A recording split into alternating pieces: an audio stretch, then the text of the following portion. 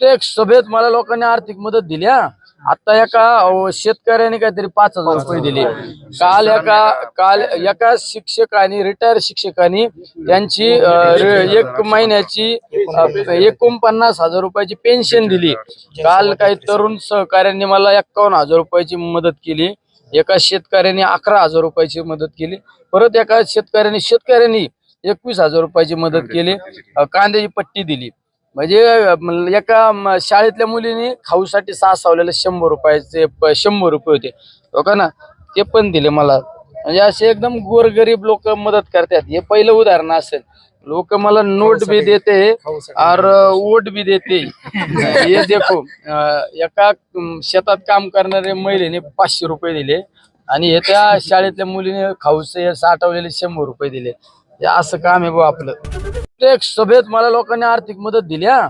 आता एका